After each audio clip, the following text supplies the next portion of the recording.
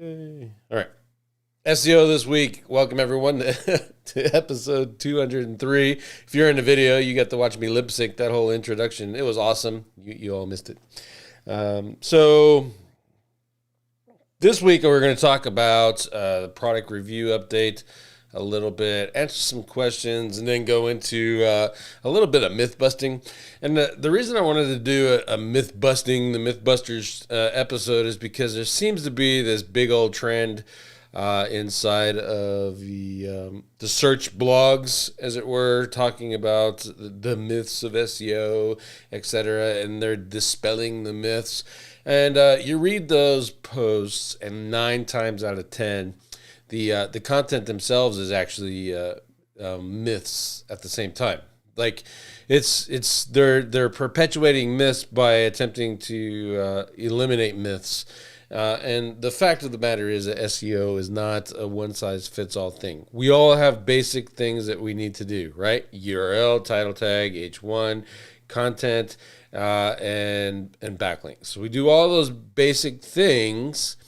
It's the same. It's the same for every website. Title tag or every web page. Title tag, URL, meta description, in content, H1, backlinks. It's all the same. Where the disambiguity comes into is that the algorithm doesn't treat all niches the same. And if they did, the whole concept behind the Medic update, for example, would ergo be completely false because it did not affect just the Medic sites, right? It was an algorithm-wide thing. And then once Medic came, where did everyone jump onto? It was EAT. Oh, it's expertise, authority, and trust. And the only thing that I can probably lean back towards in regards to EAT is the fact that trust is a big deal. We know that. Trust the algorithm is taught to have this score, and then that score is kind of your trust thing. How do you measure it? No freaking clue. And then you get to authority. So what makes one site an authority over another one? Home Advisor and Angie's List, owned by the same company. Which one is the authority over that? Or maybe is it Yelp? And what is the basis of that authority? And then you get into expertise, and really at the end of the day, any good writer with a little bit of research skills can come across as an expert in a topic. And you are not an expert because you say you're an expert. You're an expert because somebody else calls you an expert. So I can write to you guys and talk to you about woodworking, for example. I can build general things, but if you call me a woodworking expert, then I'm an expert, right? Then I've achieved that status as a woodworking expert, a gardening expert, a motorcycles expert, a horses expert, a guns expert, or an SEO expert. You're not an expert until someone else considers you said expert. So how does Google measure that? How does that go about things? And so a lot of that stuff, and that's kind of a tangent, but a lot of that stuff really goes back to the fact that there's myths about SEO. There's preconceived notions about what we think works and what we think doesn't work. And it's based off of our unique experiences when we're trying to rank web pages. And unfortunately, the bigger publishers are putting out these myth-busting posts, and they're based off of the experiences of the people that are in their writing pool. And typically I find that the people in their writing pool are not people that are just doing, mom and pop SEO. These are people that are working in big corporations and companies. They work for brands, or they have larger agencies who only do or service larger brands, and they're considered experts based off of their position in that agency, X, Y, and Z. Nothing wrong with why they're considered experts. Nothing wrong with what the websites that they're doing. The problem is that a lot of this stuff is coming across as that's true. It's, this is the way it is, and this is the way it should be, and this is the way it should be for everybody. And if you've been in SEO for more than a day, you know that that is not the case at all. So So we're going to go over some of that. And I want to kick this off actually by saying welcome everybody. I appreciate all of you, those that are live on the Facebooks, Periscope, and the YouTubes. And those of you that are listening to the podcast reporting on Spotify, Apple Podcast, etc. We're working on getting Google Play too. We'll see how that works out. But I think honestly I want to do that radio station thing before I do that. And if I do the radio station thing, that means I need another computer, because not only can I have my own radio station, but for those of you that like the music and stuff and the styles of music, I can actually play music as in a DJ. Like I can set up entire playlist for a workday, for example, and you guys just come into the internet radio station, listen to the work music you like, and then make requests and all that cool guy stuff. And then we can do the show every Mondays at 2, and the phone option will kick in. I got a package from Amazon. I didn't open it up, but I'm pretty sure my phone cable should be here by next week for sure. I ordered that through B&H, and then we can do the live call-in stuff, which is going to be, in my opinion, is going to be pretty awesome. No one else is doing it, so why not try it out? The downside, obviously, is making sure that people call me during the show. We can have some fun with it. All right, so the white hat persona voice. I love the white hat persona voice. That's awesome. Let's share the screen. I'm going to have to bounce this out. Boom. You see OBS. Madness behind the mission here. I'm going to hide this over here. Alrighty. So there's this update, the product reviews update. And what was it announced? April 12th. And let's see what this says and when it was announced. On the April 8th is when it came out. And the idea behind this update is to, quote unquote, clean the search results of canned product descriptions, etc., used by affiliates in order to rank for product names or best of terms in order to improve the quality of the internet. Now, at face value, that actually sounds like a great idea, right? So, you're looking for a product review, and you open up 3 or 4 websites, and typically, if you watch the last 2 episodes, you can actually just do product review pages and using the sales page, and eventually it just comes out like where everything's all the same, right? Or there's the same copy.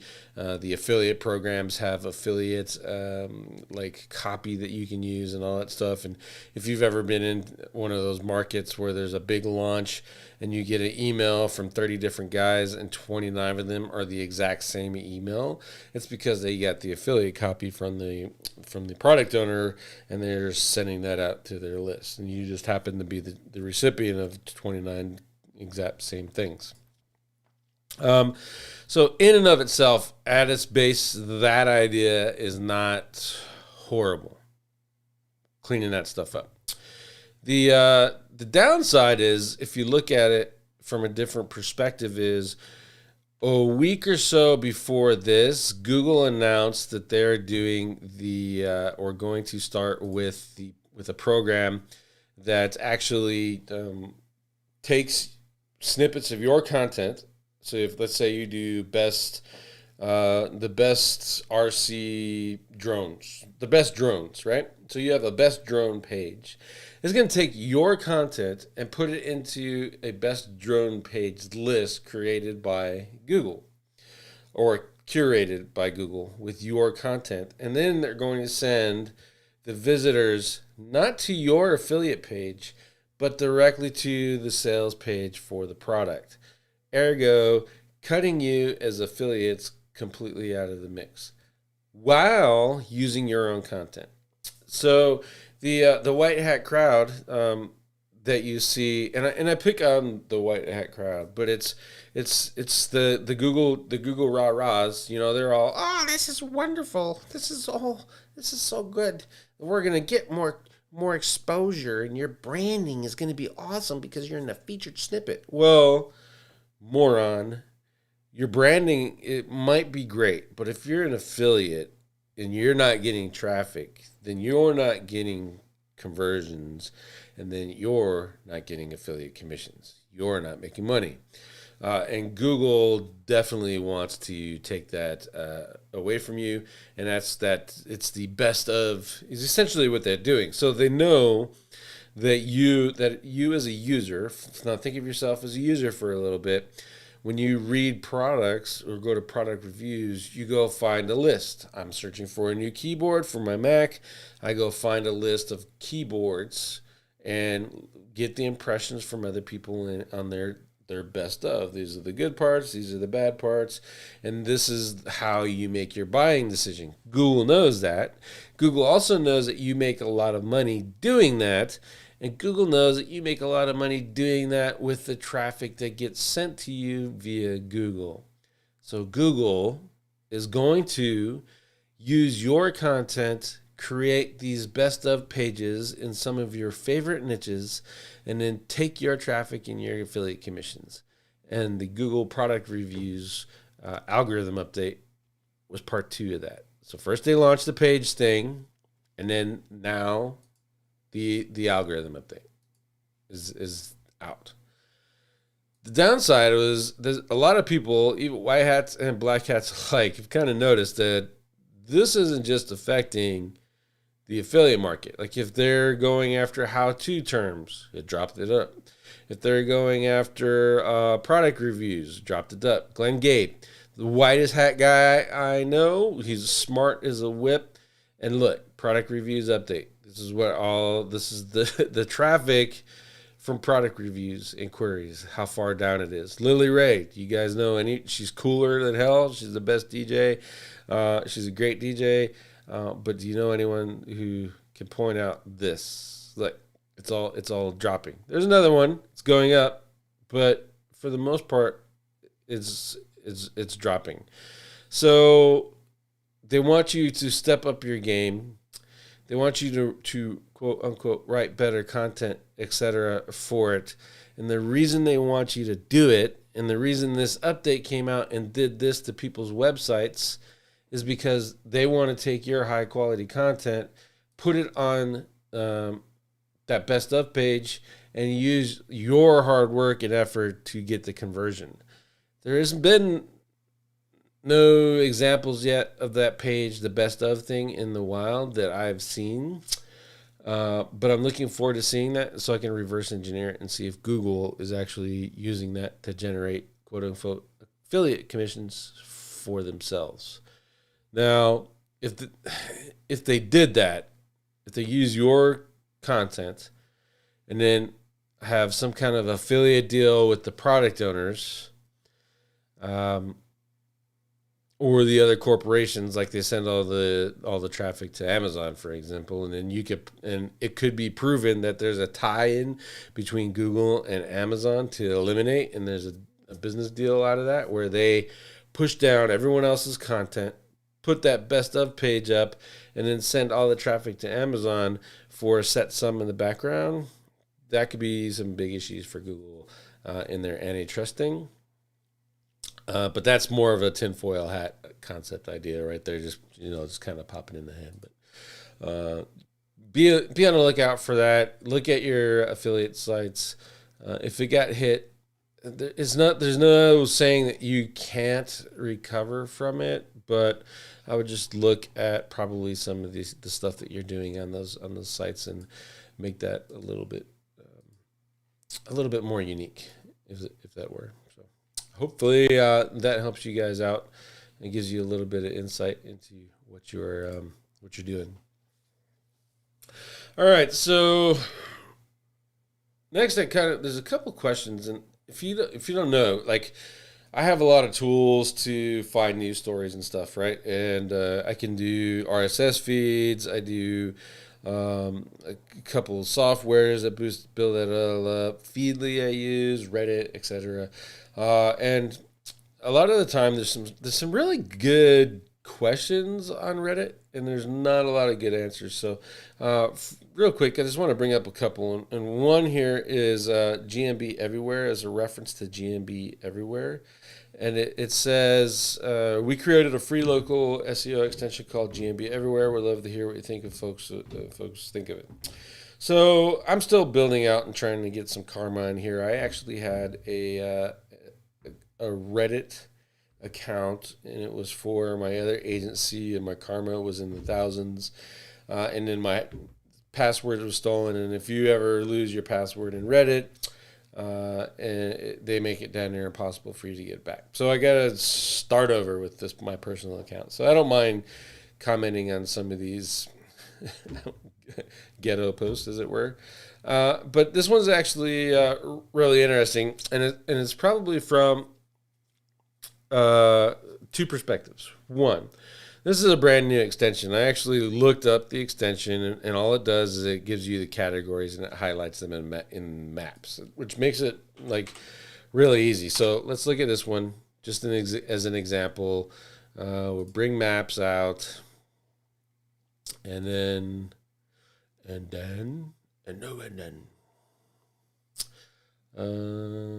I got to get out of search. I want to go to maps. Take me to maps. Maps. There you go. Now we're in maps. Phoenix SEO in maps. Click on this.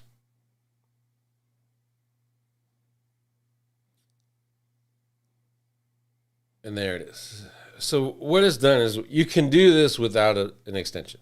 You don't have to install an extension to do this, but what it's doing is it's pulling out and it's using the code, and it's finding the category that business is using. This is important for you to know is if you don't have internet marketing service first, you're not going to rank, right? And also, as a point of fact, if you don't have the exact match term inside of your business name, you're not going to rank either. Look, Phoenix SEO, and then finally there's one SEO company, which is kind of general. And then, little me, I think I'm down here in like 50 or something. Let me check. Look. Crazy down here. I know I'm as far. 40s. Yeah, probably even going to be even farther than that because I'm not zoomed in. There I am, right here. And I'm searching from Yuma. So, but anyway, so let's see what I have web designer first and internet marketing. One of the things if I wanted to change to be competitive is that I'd put internet marketing over here. The other one is I'd probably have to add Phoenix SEO into my map, right? So, and I'm not going to do that because we used to do that with over the top SEO all the time. And then the Joy Hawkins and the Narc SEO crowd used to jump on the I hate over the top SEO bandwagon and call us out in all their posts, etc., and get all our maps shut down. Despite the fact that everyone and their dog is doing that, and Google doesn't care. If they did, they would actually change the algorithm so that the keyword inside of your business name wasn't the number one ranking factor, but that's neither here nor there. So that tool is actually really cool. It's GMB Everywhere. Check it out. All it does is it saves you from mind-numbingly looking through the code, and it brings out the categories for you. Just, that's one little thing that makes life a little bit faster. Next, is creating a home workout website worth it? This is a great question, and I like this question because not a lot of people think about talking to other people about their niche ideas. And in the case of this, it's a brand new person, right? I'm assuming because just the way that the question was formulated. It's a brand new person. They want to get into this market, and they want to know if the process is worth it. So one of the it's 800-pound gorilla niche, right? So payday loans, weight loss, make money online, health and wellness, fitness, big money there, big competition there, And in order to if you're asking yourself that question, you have to be prepared to ask yourself a couple things. One, do I have patience for SEO? Because it's going to take a long time to compete with those 800-pound gorillas, whether you like it or not. And you're going to need a lot of money for backlinks, and you're going to need a lot of good content. You're going to need a good content plan, and it's going to have to continue to grow. And you have to compound it off of long tail searches over and over again until you become competitive enough to dive into the higher terms, right? So with that, you have to, when you're asking those questions to yourself, is this worth it? Can I afford it? Should be more the question. And two, can I afford it for a long term? Because it's going to take time. And you're going to need money. You're going to need money for backlinks. You're going to need, and in the short term, pay-per-click, for Google ads, Bing ads, Facebook ads. You're probably in a market like that, fitness, especially in a where you're trying to give exercises and stuff. You're looking at YouTube and leveraging YouTube ads, etc. So keep all of that stuff in mind when asking that question. At the end of the day, if you can get into fitness niche and do really good and generate decent traffic, you're gonna make money. The problem is it just takes so long to do it. Not a lot of people have the bankroll or the patience to wait that long to monetize a website like that. Alrighty, let's see. Let's get into some myth busting. So here we go. All right, so this is pretty funny. So misconceptions, social signals impact ranking. The idea here in this post is that social signals do not impact ranking. I think that this would be more accurate to say that not all social signals impact ranking. And if the counter to that, or to a myth, is nothing beyond John Mueller said so, then you could probably go ahead and assume that these people just don't know and they're just following John Mueller's statements blindly, and that social signals do not impact ranking. But it's more accurate to say not all social signals impact ranking.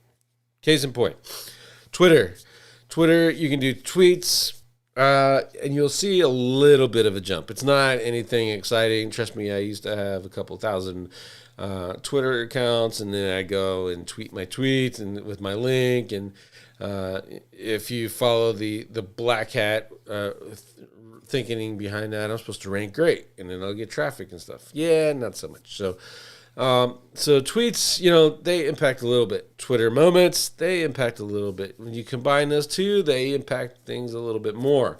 And they do that. Twitter tweets and Twitter moments in particular do that through ranking benefit and traffic benefit through your target audience. So social signals from Twitter impact ranking.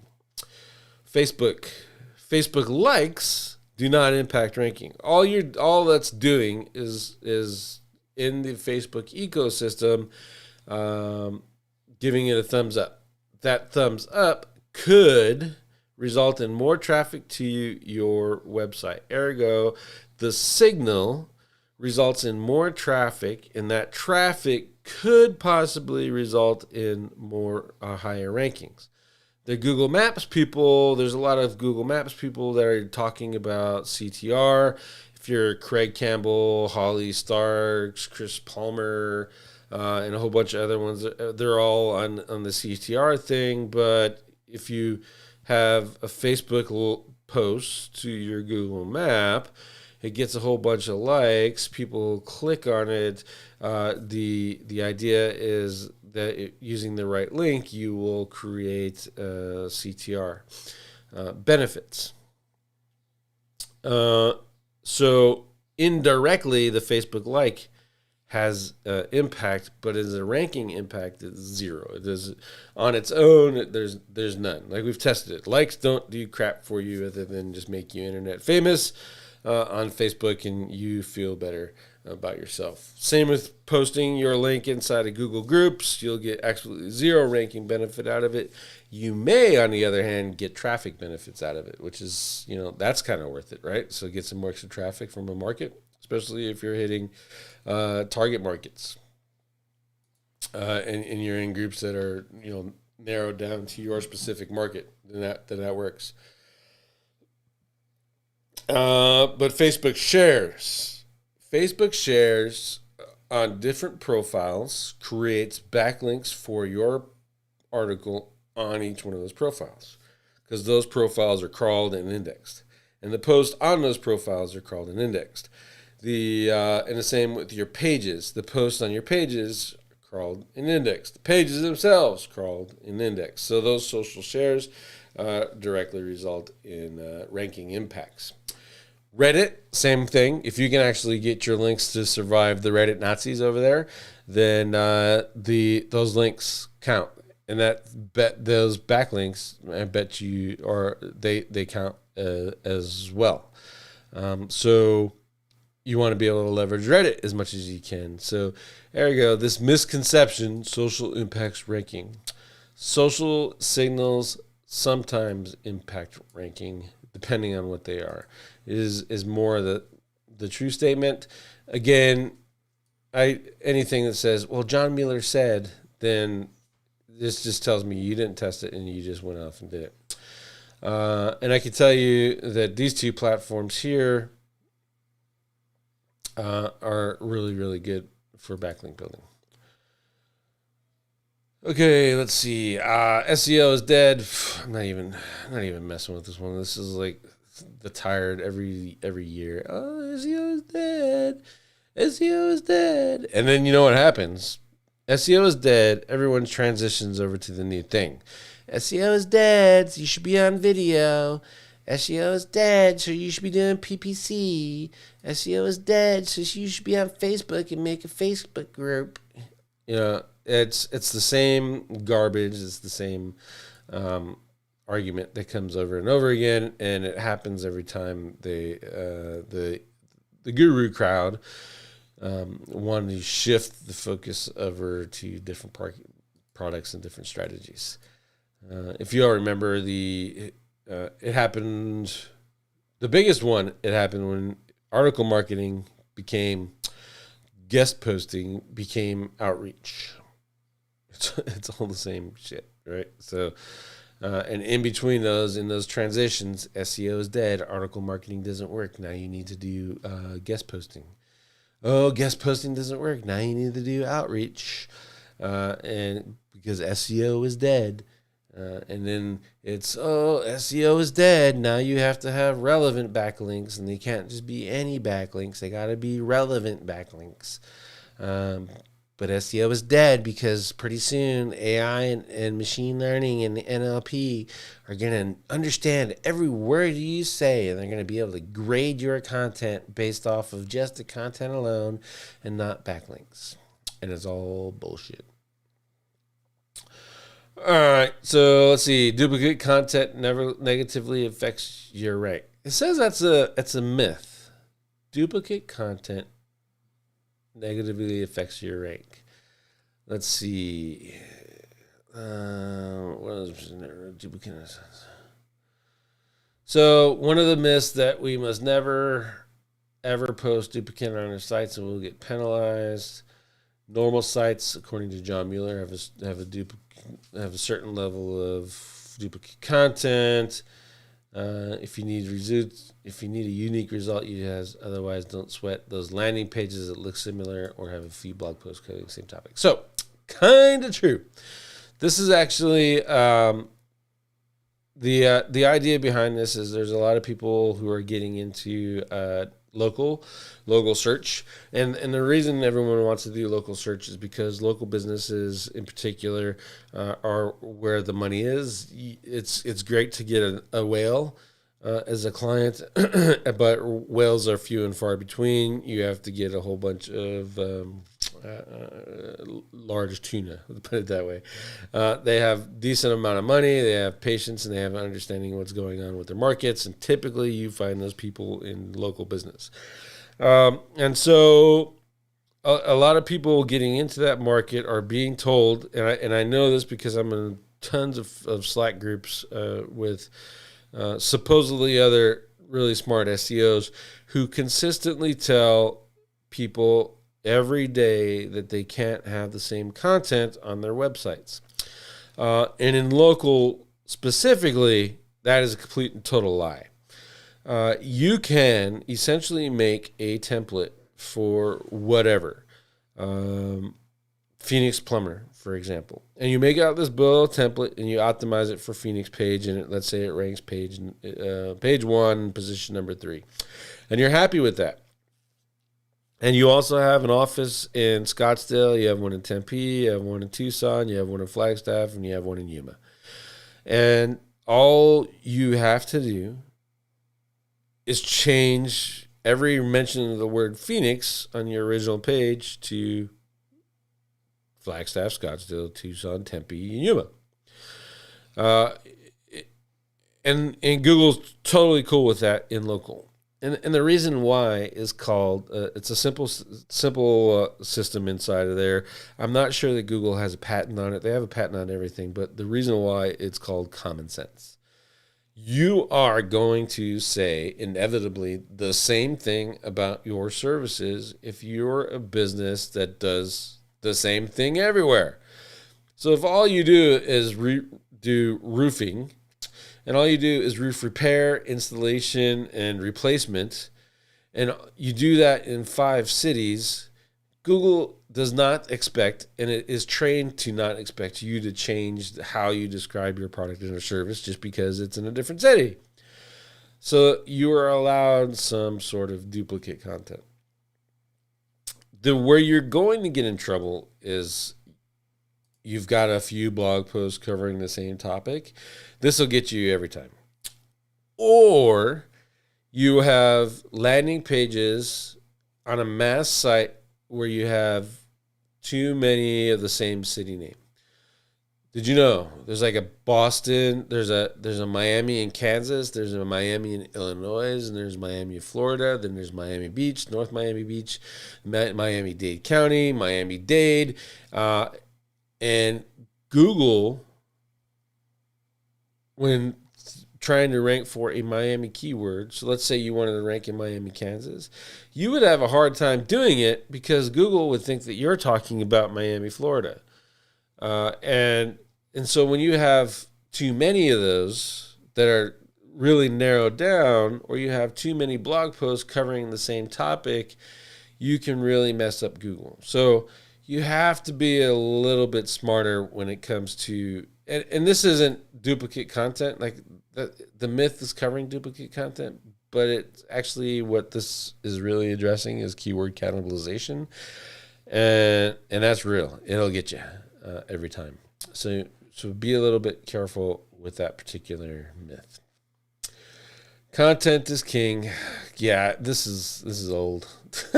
Content is king when the user gets to your site. And that's when your content should be the most important thing. In regards to ranking,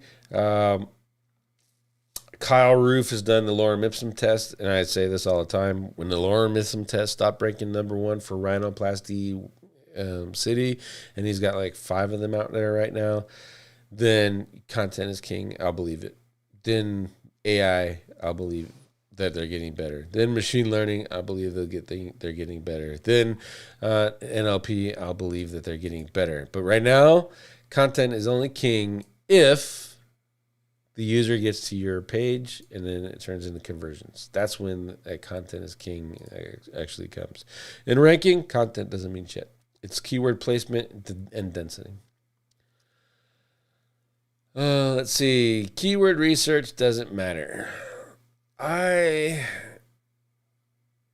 author says that they get this question a lot. What is the point of optimizing for one keyword when you rank organically for hundreds? I get this question a lot. And then it goes into keyword research doesn't matter. I think that there has been a big misconception in our space because when Panda was released, everyone started ranking for multiple keywords. I did a great example of a keyword, and I'm becoming more and more cautious about sites I share because of negative SEO. But I did a great example of a keyword that I optimized for one keyword, and Google is showing it for 400 some odd terms now. I did another one in another market, 785 terms. Did another one, same website, different type of app, and it was almost 800 terms, all on from one page. That's what Google is showing that. However, you still have to be optimized for your primary term, and that's where this keyword research stuff comes in. Yes, Google will show your page organically for hundreds of terms, especially if you do a good job. Long tail keyword, tools, how to research them, how to find. Here's some examples. Here's the definition of it, and if you do a page that covers all of these things, it'll show up for all of these things. But at the end of the day, long tail keyword is the keyword that you optimize a page for in order to get that to go. So I don't know why it says misconception keyword research doesn't matter. And then their illustration indicates that people are not doing keyword research just because they want to rank for a lot more terms, but that's not exactly true, and it's not a misconception. You have to do this keyword research, you have to create keyword clusters, and you have to put your page together in an outline format so that it will have the best opportunity to cover the topic and get as many keywords as possible. In this example, long tail keyword would be the primary keyword, and I do there's a long tail keyword definition. I would do another header, long tail keyword examples. I would do another header, long tail keyword research, and then I would do another header, long tail keyword tool, and then I would use another header, long tail keyword finder, and all of those would create one page for me, probably 1,500 words, and I could use that to not only talk about what long tail is, but have the opportunity to promote a tool as an affiliate thing, and then I would actually be able to, as the tools move and rotate around, I can just change the tool that's pointing to this, that's getting the affiliate commission, and use this as an evergreen piece of content. So if you have SEO blogs, there's your outline. It shouldn't take that much to write that bad boy. So that's those. Let's see. There's another one here. My browser catch up. Oh no. Oh, well, it killed Neil Patel. I guess it doesn't want to see it, so I'm just going to skip it. Already 38 minutes in anyway. Here's another one. It's debunking link building myths, and this is on Moz. Again, there's a lot of people who read Moz. Your clients, my clients, newbies, and alike, and they all kind of just jump into these things and believe them out of believe them just because it's on Moz. Let's say who this is. Head of PR of Aria Digital, and if I'm not mistaken, that is not a small agency. Yeah, Aria. Yeah, this is a big agency, right? And they have a lot of clients, and these guys have people who are doing, have deep pockets. Okay, let's see. And she working with well-known brands, so large brand. Those probably large brands in the UK. So she probably, and I'm just assuming because I don't know her, but it's not in her bio. There's no indication that she's actually worked with a small business before. And so keep that in mind. Also, as I was reading through this, she's approaching it from a digital public relations perspective in regards to link building. So let's get into this one. First myth: category plus product pages equals impossible. And she said that people think that it's impossible to build links to product and category pages. I don't know who the hell she's talking to that would even say that, but if people in her circles are saying it's impossible to build this and she considers that a myth, it would probably be a good indication to actually get the hell out of those circles that she's in. You can build backlinks to any page that you want to on your website, and category and product pages is actually a great way to do it, especially if you are in a market where your category pages are always ranking higher. So you link back to your category page from all your product pages. You build backlinks to your product pages. Ergo, your category page gets strong. Google's in love with your category pages. It ranks it higher, and then you take over for all of those products versus just the one. So again, I don't know who she's talking to, but Shannon, if these people are telling you, that's your name, right? Yep, Shannon. If these people are telling you that it's impossible to build links to products and pages, you need to just get out of those circles altogether and stop talking about it. Top tier news sites only give no follow links. This is actually a decent myth. I've heard this before, and it's a big argument against buying links on larger properties, in particular news sites, because they're running the no follow thing. Today, to me, I didn't care because I had always done testing, and I knew that no follow were passing juice anyway. And then Google officially changed no follow to mean a hint, to indicate to everyone on the planet that had half a brain that no follow is passing juice. And so the argument of there's no follow links on TextRadar, USA Today, and all that stuff, and those aren't any good, is wrong. And so this one I like. She actually goes over that you can still get some do follow links, which obviously would have more. It's a better hint than a no follow link. But both of them give you backlink juice, right? But it's kind of nowadays, don't let that be your factor of choosing whether or not you're going to get a backlink from that site. If it's a really good site, it's got really good traffic, it's got a really good authority, then you're going to get success out of it. It's going to be worth it for you. And if you're in a white hat crowd, think of it like this. It's a no follow link, but you can get more branding and exposure for your brand, and indirectly get traffic from it, whether that site's relevant to your client or whatever or not. So just keep that in mind. Myth number 3, only send pitches in the morning. Dumb. I only read my email in the afternoon. Maybe if I'm lucky, I've missed so many business opportunities because I don't read my email every day, but I've saved myself so much headaches because, you know what? I don't read my email every day. So just send it. Just send it out. Just go with it, dude, and send them out whenever you get around to it. It doesn't matter when you're sending it. If they're going to respond to it, they're going to respond to it anyway. If they're not, going to ignore it anyway, regardless of when you send it to them. Personally, if I am looking at my email in the morning, I look at all of the stuff that's obvious spam, highlight it all, and delete it all at once, and don't even open it. Versus the afternoon when I'm being lazy, then I might actually look at one of those pictures or two. Let's see. Relevancy isn't king. This is the idea, and remember, she's coming from a PR perspective, digital PR perspective here, that you have to get backlinks on relevant sites, right? And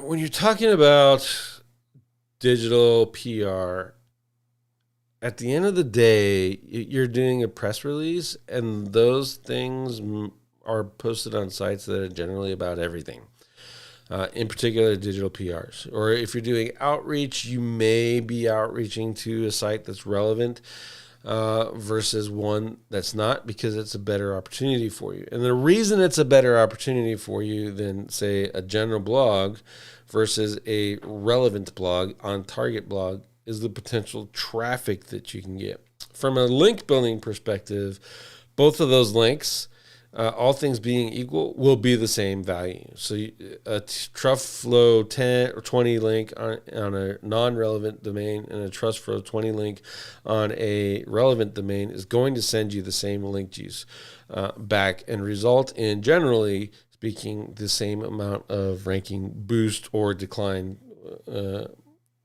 regardless of the relevancy. The true relevancy is king concept actually comes from the ability to get secure links on sites that would actually not only give you the backlink, but give you traffic, because now you're getting some real value out of it. But the sad part is not that many blogs really want to talk about plumbers. Not that many actually give a crap about your iPhone case. Not that many of them care about the hot sauce bottles that you're selling. Not that many of them care about the Tupperware stuff or the Pampered Chef stuff or the Scentsy or whatever that you're selling about. So now, Mr. White Hat person or Mrs. White Hat person, what do? And the real SEO or the real business owner knows that it's time to reach out to places that are not relevant. Cooking, survival, mommy bloggers, daddy bloggers, gardening YouTube channels, all those kind of things all create backlinks, and they're not entirely relevant to what you're offering.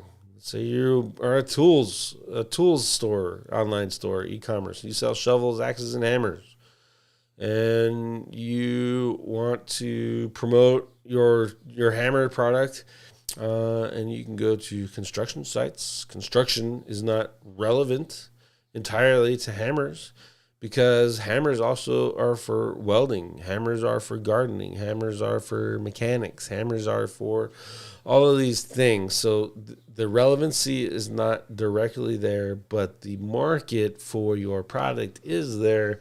And so you have to be careful with this term of getting links from only relevant websites. Define relevancy, and you'll be better off. I can tell you from being in the adult niche and building as many links as I built in my days as an SEO, relevancy doesn't mean crap when it comes to link building. If you don't care about the traffic directly through the links, you're still going to rank, regardless of whether they're relevant or not. The traffic is a bonus, and you just kind of double down on your work and save a little bit of extra money. And makes you less dependent on the Googles. And you can't ask for a link. I don't know who. This is from a digital PR perspective. I do public relations too. So when you're talking about actually reaching out to the journalist and saying, "Hey, thanks for mentioning our brand. Can you give us a link?" You can ask. 9 times out of 10, they're going to be douchebags and they're not going to give it to you. Just because they think that they're the greatest things on earth. But occasionally you're going to find some really nice people in there, and they'll hook you up with some backlinks to it. Or generally, these people, for the most part, the cool ones, they already know that they should link back to the website especially when they're doing a story about you, or either you help them do the story. And they are truly honest and they want to give you credit for it, and then they'll link back to you on their own. But for the most part, if they don't link back to you in the original story and you actually have to reach out back to them, it's going to be a no. I mean, you can ask, and 9 times out of 10, they're going to say no, but that one time it may be valuable. Just bear that in mind. So this isn't really a myth either. So this is an interesting perspective. The video wasn't horrible, but for the most part, that's debunking the myths of the myth posts, as it were. All right, so let's see. I'm gonna get into. This is the last one. And this is Reddit. For a Shopify site, is it better to start going off a collection of contents and product page optimization or acquiring backlinks? This one is actually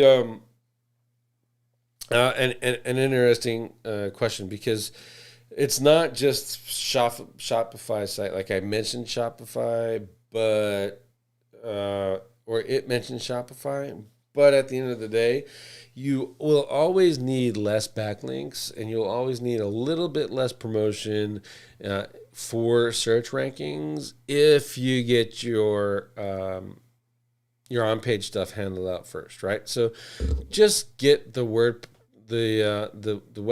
optimized as best as you can to be competitive on par with everyone else's in there, and then move on to backlinks is usually a thing that I do all the time, unless I know that niche. And if I know that niche is going to need backlinks, and I know that niche is going to be a lot, I just start building them. That'd be like the first thing I start firing off, build the links, and then I'll let the on page catch up to the links. And once that does it, the benefits will kind of both kick in around the same time, and it makes ranking a whole lot faster. So that's how I would handle that. I thought this one was interesting because I hear a version of this question all the time. Which one should you start off with? And typically, it's got to be the on page. In particular, the content, because if you don't have content to optimize and to rank, then the backlinks aren't really going to help you, right? But that kind of seems to be a good system that works very well for me consistently. Alrighty, so let's get into the questions. If you guys have any questions, let me know. Got 8 minutes before we hit the 1 hour mark. Let's see. I'm going to scroll through. Thing is, most of the time, existing sites, the homepage is a stronger page. Keep investing on it. The homepage is not necessarily the stronger page. The homepage naturally gets the most backlinks just because of the way that people share things. I.e., say I want to promote Terry Samuels. And I'm talking about him, and I want to. He's got a client base that he services really well. They're reaching out to me. Terry has given me like a couple clients in the past, and then I want to return the favor. And naturally, I will direct that person, and I'll just go to Salterra.com and talk to Terry. Terry may have a page talking about the specific problem that guy has or gal has, and they're trying to solve it. And I may even know that Terry has that specific page. I may know his landing name, but I'm just going to say go to Salterra.com. And in doing that, that's why the homepage typically gets more backlinks. And it's natural across the web. The homepage should typically have more backlinks than everything else. However, let's say you're in a plumber situation, and you built your website to support your Phoenix business, and your homepage is optimized for Phoenix plumbing, and now you got Tempe in there, and now you got the entire website that says Phoenix, Phoenix, Phoenix, Phoenix, Phoenix, and then there's one page that says Tempe. Then you're going to have it's going to be a little bit tougher to get that one page optimized for Tempe. Not impossible, just a little bit tougher. Let's see. GMB show Facebook likes on some listings. Would that be a signal of trust Google considers? Certainly would. If Google is showing it in the knowledge graph, or if Google is showing the map, it means that they're still using part of that data partners program that the social media sites were plugged into Google for a while.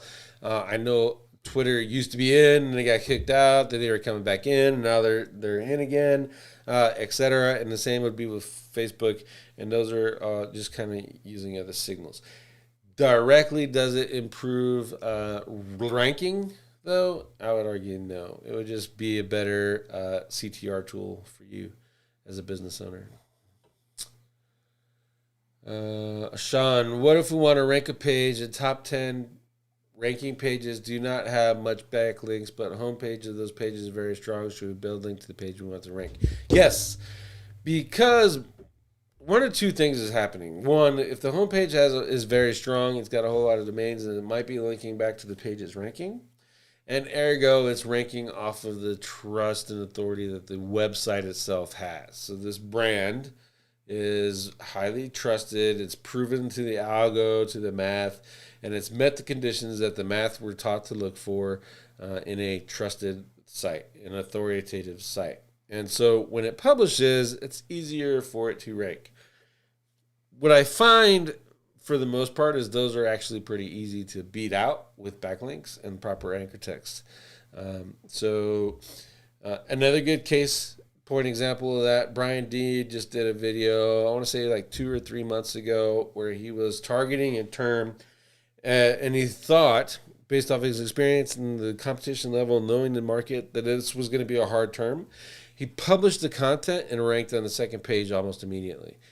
And all he needed to get up to page 1 is some backlinks. So don't be too afraid of that. Don't get too caught in the weeds when you're looking at backlink analysis, and don't trust those backlink tools because you may not be seeing all of them. They may be using private blog networks and all that other stuff and hiding those from those backlink tools. And that's just smart business. It helps prevent reverse engineering by your competition. It's not shady. It's not dirty. It's not black hat. It's helping make life harder on your competition. Sam, how can a website change from affiliate model to selling direct to customer, particularly you have a best for XY page that are bringing traffic and you want to sell X? Honestly, it's a matter of just changing your affiliate links to your cart links at the end of the day. So let's say you built out let's go with knives. You sell a chef knife and you have a fillet knife and then you have a set, right? And you were using it in selling an affiliate knife or a Cutco knife. Cutco knives are awesome, by the way. You're selling a Cutco knives under their affiliate program, and then you had these knives made, and they're all manufactured for you. Now you have them. At the end of the day, all you got to do is switch it over from your affiliate link to your cart link, and your page is essentially changed from an affiliate to a direct to customer page. That should be the only difference when you're running your affiliate stuff. Think about it like that. You're trying to sell stuff. It may not be your stuff, but you're still trying to sell stuff. So you have to write decent content and put that together. And you should be able to just, if you're going to sell something to a customer, think about it in that perspective, where Sam is brought up. Think about it in the perspective of what if this was my product? How would I sell it? And typically, you're going to get better conversions and better appreciation from Google anyway, because you're writing better stuff and your users are sticking around longer and converting better. So that's my recommendations there. Christopher, how do you tell clients about backlinks when they think that buying backlinks is black hat, or is a better way to describe it, or you just don't go into details? I always tell my clients about private blog networks. I tell my clients about buying links. I tell my clients about the truth behind outreach, press releases, all of that. All right. So that way they're informed, because they're trusting me and they're bringing their business website to me. And so they should be informed of what they're doing. For the most part, let's say if I'm doing a private blog stuff, I have some trusted network providers, and I have the clients themselves go to those network providers and pay them directly. I don't take a part of it. I don't increase the cost of it. I say, go here, sign up for that network. Go here, buy these links from that guy, or I've arranged for these links from that guy. Here's the invoice. Go there and pay them. And so they know, my clients know that they're buying links. And my clients know, because I send them rank trackers twice a week, that they're getting benefits from those. My clients also know I am their SEO. Unless I specifically say I want to change this website for this reason, typically a CRO reason, I am not responsible for your phone calls. I am not responsible for your sales. I'm not responsible for your referrals. I am responsible for optimizing your website for the search engines and increasing your rankings for the terms that you wanted. Now, that does not remove me from the responsibility of talking about conversions. That does not remove me the responsibility of talking about keyword selection. That does not remove me from keyword research. But I have less time with clients than most SEOs because I'm straight up with them. I am optimizing. You're paying for rankings. What is that rankings going to get you? Hopefully, it'll get you more traffic, leads, and sales. But I didn't make your website. You hired me as your SEO. I didn't make your website. I'm optimizing your website for search. I didn't write your copy. I am optimizing your website for search. I don't answer your phones. I am optimizing your website for search. I don't do the Facebook sales deals that turn into money for you. I am optimizing your website for search. And when you have that understanding with your clients, you actually have a whole lot better time selling and getting long-term clients that stick around and have the patience to know what you're doing. You're optimizing their website for search.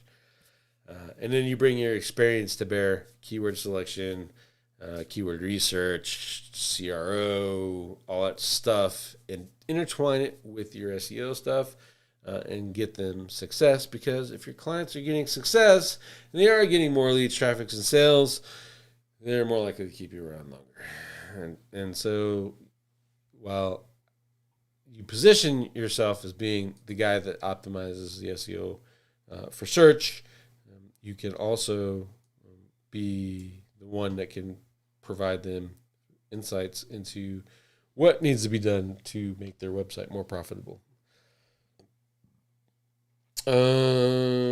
Susie Bloomfield, how do you hide backlinks? There's a whole episode on that, really. At the end of the day, use robots.txt on your websites that you own to get Google to stop crawling those said websites so that those bots don't know what that website is pointing to. Most people make the horrible mistake of thinking, oh, I just put robots.txt on my website and nobody can see my backlinks. That's entirely untrue. Everyone can still see all your backlinks. You're wasting your time changing the blocking bots off of your money site. Let's see. Elton, last week you mentioned that identical test pages in the same domain are getting filtered out as duplicate and not being indexed. So I checked the same thing happens to different subdomains, and it did. I was just thinking if that could be used as a negative SEO tactic for Web 2.0 subdomains and duplicating their content. So that brings up a point. One of the testers, Joe Priest, he said that he did not see filtering from subdomains. I haven't tested it myself and checked that out, but now based off of what you're saying, the different subdomains are being filtered now, which is that's pretty interesting. So I'll have to build that test out and try to get a third party thought on that and see if we can find something consistent to say a definitive yes or no on that. Like I know the filtering for the domain is there, the subdomains I just never even bothered testing it. Could that be used as a negative SEO tactic for Web 2.0s by duplicating their content? The answer is yes. I have tested the full syndication on the IFTTT model where you full syndicate your entire article to another site. And that other site actually resulted in the test page being eliminated from the index, and the site that was published got number one. That being said, that result is on a test domain that doesn't have any backlinks or anything else, so you have to assume that the that backlinks may make that a little bit harder. But yeah, you can certainly duplicate your content on Web2s and lose some of the power from your website. It's not passing on links. Yes, you can. And in particular, there's one Web2 that'll actually wipe your website out. And John Mueller said it was bad. Josh Brzezinski said it was bad. I didn't believe either one of them until the December update came out, and we did some more testing on that domain, and it wiped out websites wholesale. Let's see. I tried it with a couple of Web2s, and it said duplicate.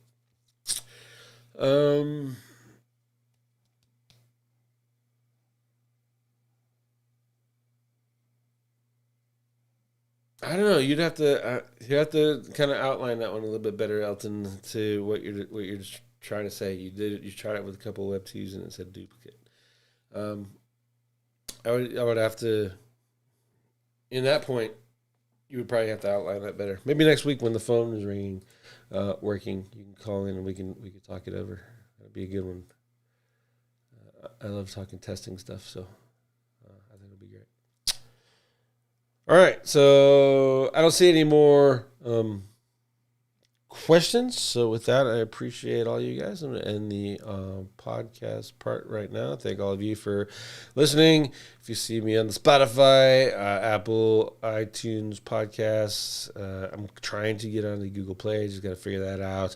I'm using a service that syndicates my feed to everyone else but Google Play for some reason. So I'm going to check that out, maybe see if I can change services, etc., without messing up my integrations with Apple and Spotify.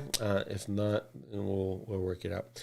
But with that, I thank all of you for listening. And if you're on the YouTubes, I'm going to keep it on. I like to play a little bit more music for you guys. Hope you don't mind.